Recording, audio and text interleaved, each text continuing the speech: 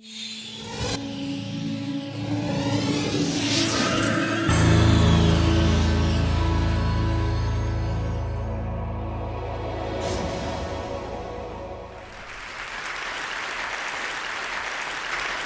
a moment ago, my daughter Rebecca texted me for good luck. Her text said, "Mom, you will rock." I love this. Getting that text, it was like getting a hug. And so there you have it. I embody the central paradox. I'm a woman who loves getting texts, who's going to tell you that too many of them can be a problem. Actually, that reminder of my daughter brings me to the beginning of my story, 1996, when I gave my first TED Talk. Rebecca was 5 years old, and she was sitting right there in the front row. I had just written a book that celebrated our life on the internet, and I was about to be on the cover of Wired magazine.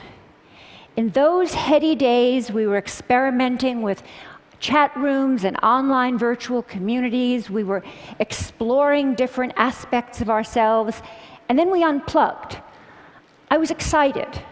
And as a psychologist, what excited me most was the idea that we would use what we learned in the virtual world about ourselves, about our identity, to live better lives in the real world.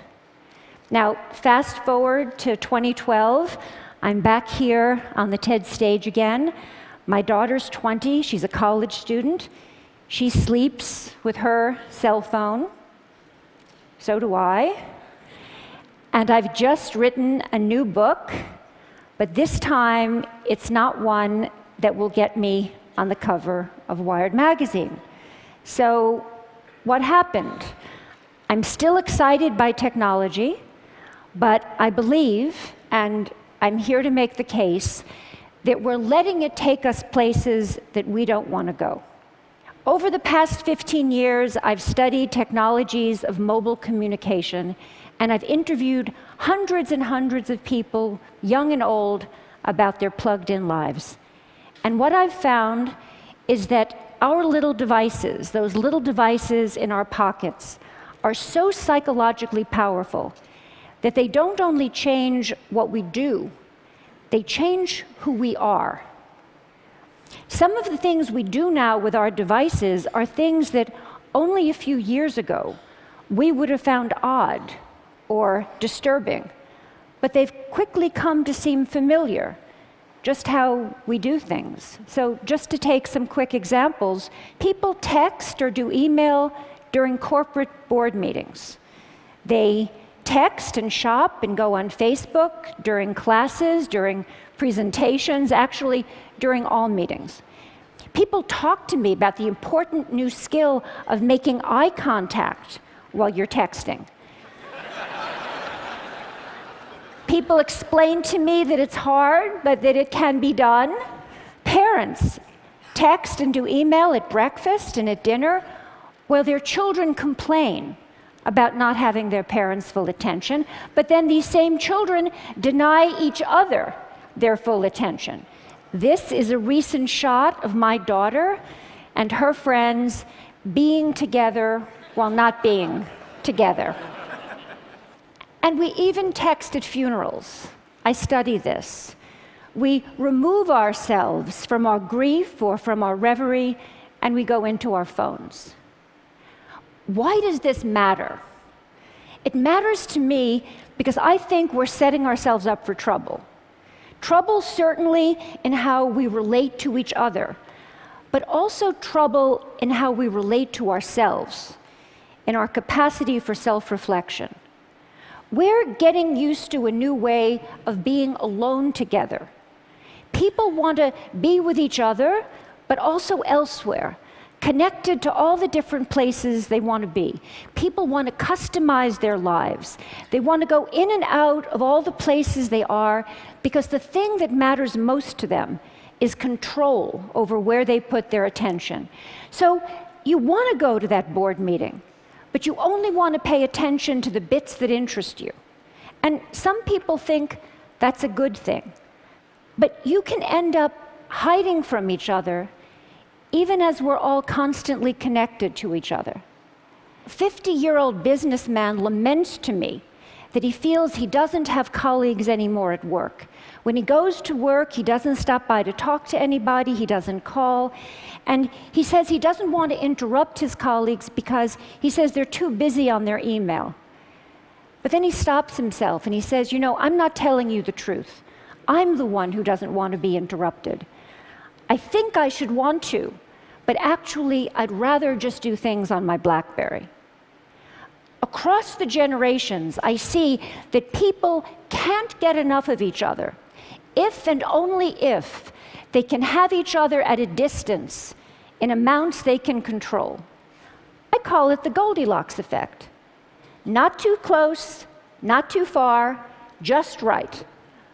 But what might feel just right for that middle-aged executive can be a problem for an adolescent who needs to develop face-to-face relationships.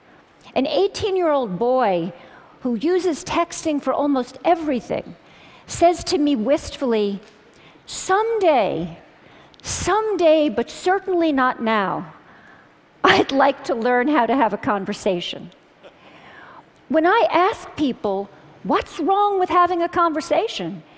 People say, I'll tell you what's wrong with having a conversation. It takes place in real time, and you can't control what you're going to say. So that's the bottom line. Texting, email, posting, all of these things let us present the self as we want to be. We get to edit, and that means we get to delete. And that means we get to retouch the face, the voice, the flesh, the body. Not too little, not too much, just right.